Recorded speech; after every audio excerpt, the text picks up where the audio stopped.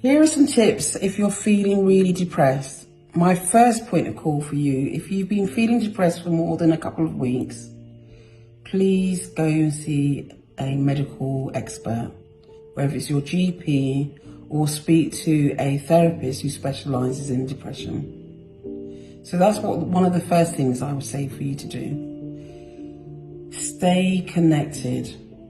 I know when I've felt low in the past, having family around me, having friends that I could talk to has been really kind of helpful. So if you're feeling really low, your instinct is probably to withdraw. And I invite you to kind of just try and, if you can, get yourself outside. Engage in activities. It is difficult if you don't want to get up and you don't feel motivated. And I often have clients who say, Cornetta, I really am struggling. I really don't want to do anything. It's at the point where the antidote for that is to actually do something. And funny enough, walking towards something is actually really beneficial. Going for a swim is really beneficial. So there's research I'm sure you know about in terms of cold plunges, the Wim Hof stuff, which I've tried. So having a cold shower or a cold bath. If you can't do any of those, even actually putting some ice cubes in a sink can also be helpful. So just thinking about some things that you can do.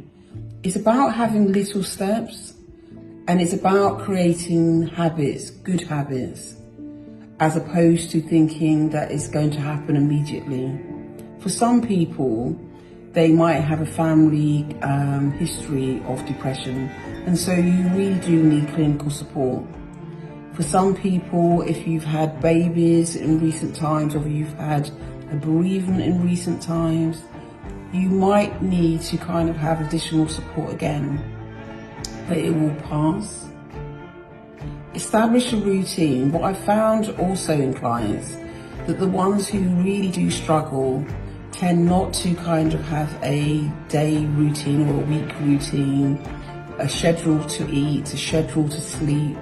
Sleep tends to be something that goes out the window, overeating, undereating, and then also challenging our thoughts as well, challenging some of the negative thoughts that pop up and holding on to the good.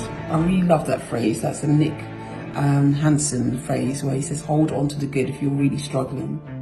Because it's a lot easier to feel depressive thoughts than it is to hold on to really positive thoughts. Limit your stress. If you can limit your stress, so I'm not saying that stress is a bad thing.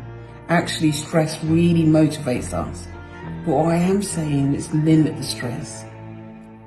If you're trying to move house, you're trying to get married at the same time, you're going through a rocky phase in your relationship, your in-laws or your family are getting on your nerves, and then you've got work issues as well. What can you do? What can you personally do to limit your stress? Do you need to change your job? Do you need to kind of tell your family, this is where I'm at and I need some boundaries here to be put in place? Do you need to kind of look at the way you see stress and the way that you react to stress? Think about your diet as well. Think about what you need to kind of eat that will promote a better mood. And I think we kind of know. So it's those whole foods, it's kind of a mixture of greens, fibre. I could go on. But what I'm really hoping that you will do is just to think about the small steps that you can make to change the way you feel.